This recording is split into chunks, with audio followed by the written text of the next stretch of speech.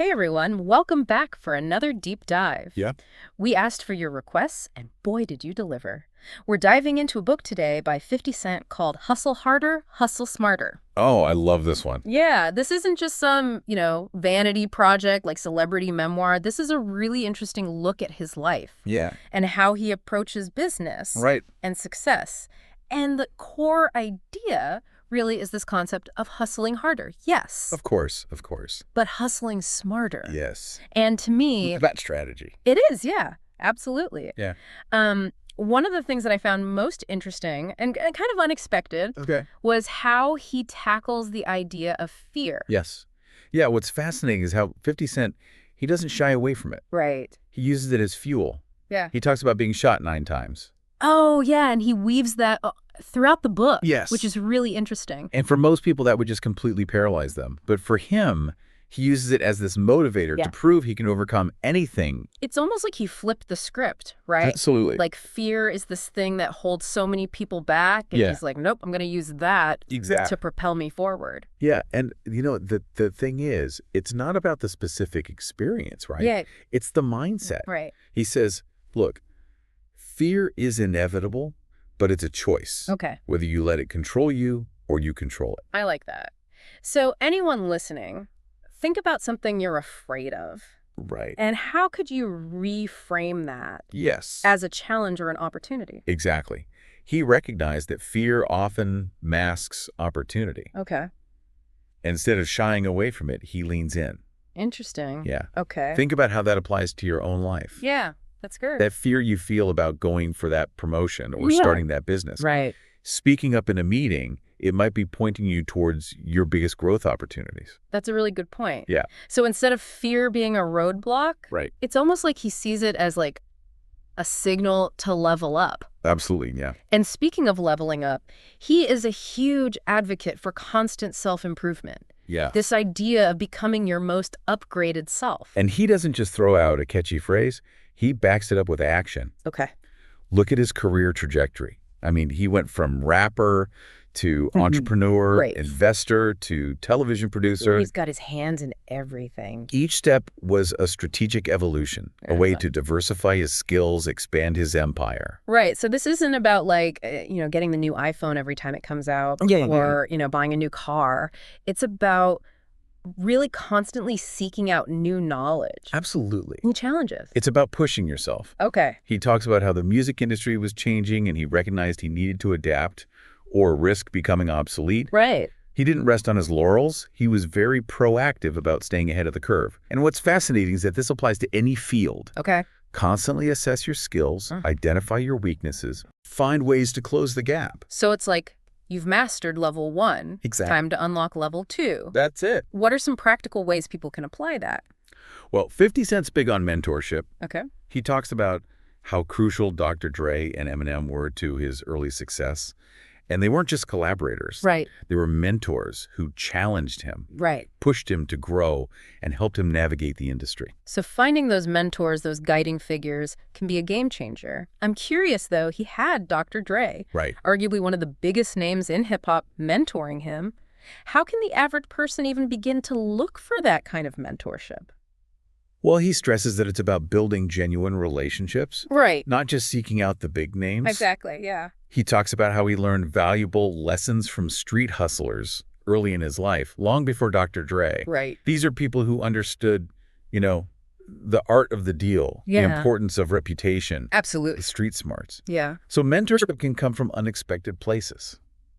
It's more about the quality of the advice. Right. And the willingness to learn Yeah, than the mentor's, fame or status. exactly. And then as you grow, your mentorship needs evolve, right? Yes, So he talks about connecting with business moguls like Warren Buffett, of course. Yeah. Steve Jobs. He sought them out Wow. because he recognized that they had expertise that he lacked. Okay. So he was willing to learn from the best, regardless of their industry. That's really interesting. Yeah. So it's not just about finding one mentor and sticking with them forever. Right. It's about building that network of Yes, something. a network of mentors. Yeah. Absolutely. But his book isn't all about, business and mentorship. Yeah. He also stresses the importance of emotional intelligence, Yes. which I'll admit, wasn't what I expected to find Right, in right a on. book about hustling. Oh, it makes sense when you think about it, right? Mm. I mean, 50 Cent is known for his street smarts. What is street smarts, if not a form of emotional intelligence? Okay, yeah. Reading people, Right. understanding their motivations, Right. knowing when to talk, Mm. when to listen.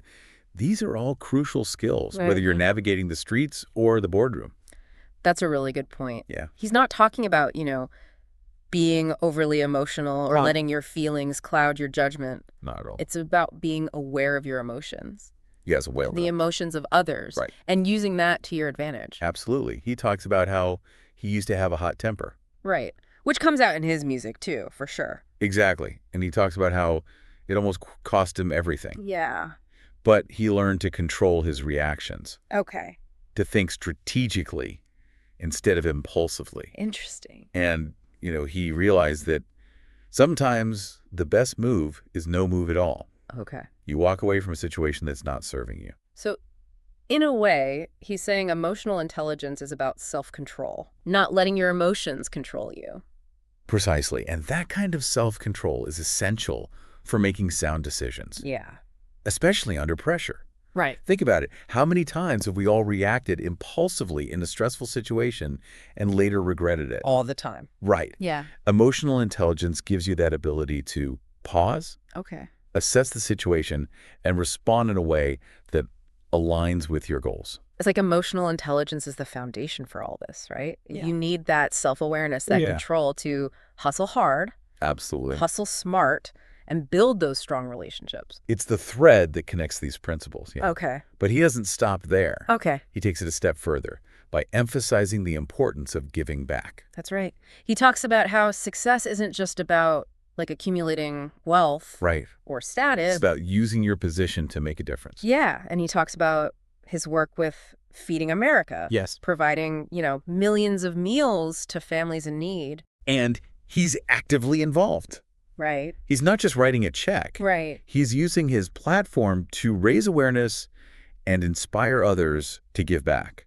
Yeah. And I think, it's easy to think, oh, philanthropy, that's for when I'm a millionaire. Right, right. But he makes it clear that it doesn't have to be about huge gestures, right? Absolutely. It's just about finding ways to contribute no matter where you are in your journey. Exactly. He encourages readers to find their own way to make an impact. Okay. Maybe it's mentoring someone just starting out, or volunteering your time at a local charity, or even just being more mindful of how your actions affect others. So expanding your definition of success, Yes. it's not just about what you achieve for yourself, but it's how you use that success to make the world a better place. I think that's a powerful message to end on. Yeah. Hustle harder, hustle smarter isn't just a blueprint for personal gain.